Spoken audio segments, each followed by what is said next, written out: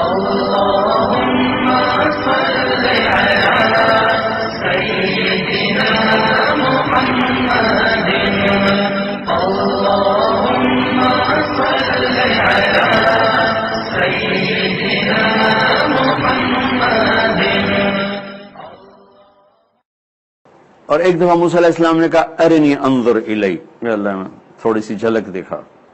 لن ترانی، بڑی شدت کا ہرگز نہیں. یہ تو قرآن ہے، اس کے ساتھ حدیث جوڑتا ہوں.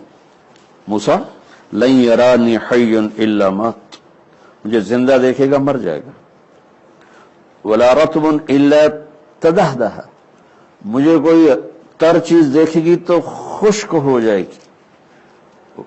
ولا یابس الا تفرقا، اور کوئی خشک چیز دیکھے گی تو بکھر جائے گی. انما یرانی اہل الجنہ، ہاں انتظار کرو جنت میں آؤ گے تو جنت کا ہر جنتی میرا دیدار کرے گا. لا تنام اعینہم ولا یبلی ثیابہم، نہ ان کی آنکھوں پہ کبھی نیند آئے گی، نہ ان کے کبھی کپڑے میلے ہوں گے، نہ ان کی جوانی پہ فنا کا کوئی امر آئے گا. اور میرے نبی نے فرمایا کہ موسیٰ علیہ السلام لاڈلے نبی تھے، لاڈلے، اللہ سے ضد کر لیتے تھے. اگر بھائی یہ موسیٰ ہی کی ہمت تھی جو کہہ گیا نہیں میں نے تو پھر بھی دیکھنا ہے. ہماری ہمت نہیں تھی کہ ہم کہتے کہ نہیں میں نے پھر بھی دیکھنا ہے. کہ نہیں یا اللہ میں تھوڑا جائے تھوڑا. اللہ کہا ٹھیک ہے پھر میں ادھر تجلی ڈالتا ہوں، وہ پہاڑ سے آ گیا تو بھی سہ جائے گا. فلما تجلی ربہ للجبل جعلہ دکا وخر موسیٰ صعقا، جب وہ پہاڑ پہ تجلی پڑی تو پہاڑ تو ریت ہو گیا اور موسیٰ علیہ السلام بے ہوش ہو کے گر گئے. لیکن اپنے حبیب کو اللہ نے زمین سے اٹھا کر 7 آسمان پار کروا دی، اور سدرۃ المنتہا پہ جبریل کی آج کی لینگویج میں کہنے لگے جی میرے پاس تو ویزا کوئی نہیں، آگے تو میرے پاس ویزا کوئی نہیں، میں تو اتنا بھی آگے گیا تو جل کے راکھ ہو جاؤں. وہاں سے اوپر اٹھایا، پھر عرش کے دروازے کھولے. پہلی دفعہ کسی ہستی کا پاؤں عرش کے اوپر پڑ رہا ہے، آج تک کسی کا پاؤں نہیں پڑا. اور پہلی دفعہ اللہ اور بندے کے درمیان پردے ہٹائے جا رہے ہیں، اور وہ پردے جن کی تعداد کو اللہ کے سوا کوئی نہیں جانتا ہے وہ سب ہٹا کر براہ راست جسے اللہ کہے السلام علیکہ ایھا النبی ورحمۃ اللہ وبرکاتہ، کتنا پورا فل سلام کیا. میرے نبی آپ کا رب آپ کو سلام پیش کرتا ہے. وہ کیا ہستی ہیں، وہ کیا علم ہے. سارے علم کی انتہا اللہ ہے، سارے علم کی انتہا اللہ ہے. تو جو اللہ اپنا آپ دکھا دے اس کے بعد پیچھے کیا باقی بچ گیا ہے. وہ کتنا ظرف ہے کہ سر کی آنکھوں سے دیکھا اور اس کو سینے میں محفوظ کیا اور اللہ سے گفتگو کی، اللہ سے گفتگو کی، بات کی پورے ہوش و حواس کے ساتھ. میں یہ کہتا ہوں میرے نبی کا اصل مجاہدہ شروع ہوا اللہ کی دیدار کے بعد، کہ اللہ کو دیکھ کے پھر دنیا میں آنا، اس سے اوکھا کام اور کوئی نہیں. اللہ کو دیکھنے کے بعد پھر جب اللہ، جنت کی سب سے بڑی نعمت ہے اللہ کو دیکھنا، سب سے بڑی نعمت. ایک لاشعوری خلا باقی ہوگا، جب اللہ کا دیدار ہوگا تو جا کر وہ تسکین ہوگی. جب اللہ سامنے آئیں گے تو جب پردہ فرمائیں گے تو اللہ تعالیٰ کہیں گے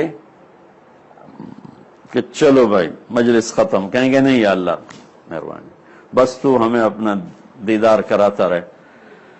تو اللہ تعالیٰ فرمائیں گے جنت میں جاؤ کہ ہمیں جنت نہیں چاہیے. تو کراچی کی کیا حیثیت؟ وہ کہیں گے ہمیں جنت نہیں چاہیے، ہمیں تجھے دیکھنا ہے، تجھے دیکھنا ہے.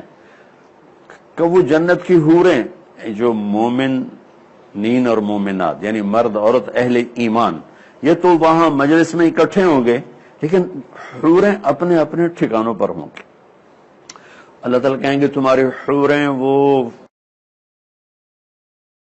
چاہیے، تجھے دیکھنا ہے. جب جنت میں یہ حال ہے تو میرا نبی کو اللہ دکھا کر کہہ رہا جاؤ مکے میں پھر پتھر کھاؤ. کوئی آسان کام ہے اللہ کو دیکھنے کے بعد پھر آگے پتھر کھانا. اصل مجاہدہ میرے نبی کا اس وقت شروع ہو رہا ہے جب وہ اللہ کا دیدار کر کے آ رہے ہیں. یہ اللہ کی ذات کا علم اترا میرے نبی کی ذات پر. پھر میرے نبی کو اللہ نے کیسی آنکھ عطا فرمائی. آپ نماز پڑھا رہے ہیں، مصلی پہ کھڑے، نماز کے دوران آپ نے چلنا شروع کیا. نماز کے دوران اس زمانے یہ محراب نہیں ہوتے تھے، سیدھی بات، محراب اور مینار، محراب و مینار، یہ عمر بن عبدالعزیز رحمت اللہ علیہ کی ایجاد ہے. انہیں محراب بنوائی اور چلتے آئے یہاں تک کہ دیوار کے ساتھ لگ کے کھڑے ہو گئے اور نماز چل رہی ہے. کافی دیر کھڑے رہے پھر پیچھے ہٹنا شروع کیا. اب پہلی صف والے تو دیکھ رہے ہیں کہ یہ کیا ہو رہا ہے، پچھلوں کو پتہ نہیں چلا ہے، ہٹتے گئے اور آ کر اپنے کھڑے ہو. جب سلام پھیرا تو آپ نے صحابہ نے عرض کی یا رسول اللہ یہ آپ نے کیا کیا نماز کے دوران، آگے پیچھے کیا کیا؟ سبحان اللہ. جنت کی بیس ہے ساتواں آسمان اور اس کی چھت ہے اللہ تعالیٰ کا عرش، اور پھر وہ اس سے باہر، چونکہ عرش ساتویں آسمان سے بڑا ہے، باہر نکلا ہوا ہے، تو جنت نیچے سے ہی جیسے وہ لینٹر ڈال کے آگے کر دیتے ہیں، تو جنت نیچے سے ساتویں آسمان سے باہر نکلی ہوئی ہے اور اوپر عرش کے نیچے ہے. تو عرش اتنی بڑی مخلوق ہے کہ ایک روایت میں آتا ہے کہ عرش کے ایک کونے کے نیچے کونا ایک سمندر ہے، جس میں ایک موج جو اٹھتی ہے تو 7 زمین آسمان کے برابر ہوتی ہے. پتہ نہیں اللہ نے کیا. ایک تو موسیٰ علیہ السلام نے کہا یا اللہ تم نے کہا تھا زمین آسمان سے کہ میری مانو، یہ مان گئے، اگر یہ کہتے ایسے نہیں مننی تو کیا کرتا؟ کہا میں ایک جانور چھوڑتا کھا جاتا، ایک جانور چھوڑتا 7 زمین آسمان کھا جاتا. کہا یا اللہ این تلک الدابہ، وہ جانور ہے کہاں؟ تو اللہ کہا فی مرج میں مروجی، وہ میری چراگاہوں میں چل رہا ہے. کہ یا اللہ این ذلک المرج، وہ اتنے بڑے جانور سے کتنا گھا چاہیے تو یا اللہ این ذلک المرج، یا اللہ وہ چراگاہ کہاں ہے؟ کہ فی علم من علوم موسیٰ، میرے علم غیب کے خزانوں میں ہے، تمہیں کیا کیا بتاؤں، سب تمہیں تھوڑا ہی بتایا جا سکتا. تو اتنا بڑا عرش جس کے نیچے اور 7واں آسمان اس کی بنیاد. اب میرے نبی مسجد نبی میں کھڑے ہوئے اور آپ کہہ رہے ہیں کہ میں آگے اس لیے بڑھا کہ میں نے جنت کو دیکھا، میرے اللہ نے مجھے جنت دکھائی اور جنت میں انگوروں کے گچھوں کو لٹکے ہوئے دیکھا. تو میں ان کو دیکھتے آگے چلے گئے، آگے دیوار، آگے میں کھڑا ہو گیا. اب پیچھے کیوں ہٹے؟ اگر پیچھے اس لیے ہٹا کہ اس کے بعد اللہ نے جہنم کا دروازہ کھول دیا. میں نے جہنم کو دیکھا تو اس کے شعلے اور اس کی لپک اور اس کی خوفناک آگ، تو اس کو دیکھ کر ڈر کے میں پیچھے ہٹتے پیچھے آ گیا. یہ اس ہستی کی آنکھ ایسی ہے تو دل کیسا ہوگا؟ اس آنکھ سے سارا دیکھا جائے. ان کا علم کیسا ہوگا؟ یہ میرے نبی فرماتے ہیں کہ دنیا دھوکے کا گھر ہے. اللہ کے ساتھ مل کر کہہ رہے ہیں دار الغرور متاع قلیل قل متاع الدنیا قلیل والآخرۃ خیر لمن اتقى ولا تظلمون فتیلا. تو اگر ہم اپنی سوچ کو اللہ رسول کی سوچ کے ساتھ ملائیں گے تو پھر یہ زندگی سکون ہے، سکھ ہے، چین ہے. اس لیے میرے رب نے ایک عجب بات کی ہے،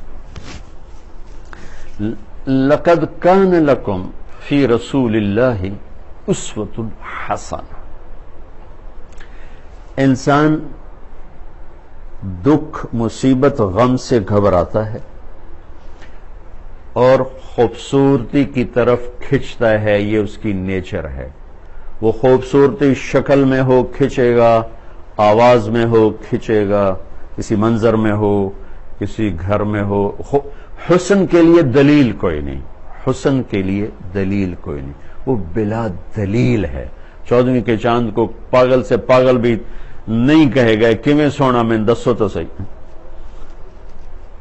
کہ حسن اپنا وجود رکھتا ہے اور غم سے انسان بھاگتا ہے. ہمارے سارے علم کی انتہا یہ ہے کہ خوشحال ہو جاؤ، پیسہ کماؤ، خوشحال ہو جاؤ، سارے دکھ درد دور ہو گئے. یہ ہمارے علم کی انتہا ہے. پیسہ بناؤ، خوشحال ہو جاؤ. خوش الگ لفظ ہے، حال الگ لفظ ہے. حال ٹائم کو بتاتا ہے، خوشی کیفیت کو بتاتی ہے. ٹائم کا وہ سب سے چھوٹا لمحہ جو گزرتا ہے اس کو حال کہتے ہیں، جس کو پریزنٹ کہتے ہیں. وہ یوں گزر جاتا ہے، وہ جو یوں گزرا ہے اس میں خوشی ہو. یہ آسمان والا ڈالتا ہے. اضحک و ابکا. ہم نے خوشحالی کا مطلب یہ ہے بہت بڑا کاروبار ہے، پیسے ہیں، دولت ہے، شہرت ہے، عزت ہے، واجبہ واجبہ، اس کا نام ہے خوشحالی. نہیں، خوشی ایک کیفیت ہے، اس کا تعلق نہ غربت سے ہے نہ پیسے سے ہے.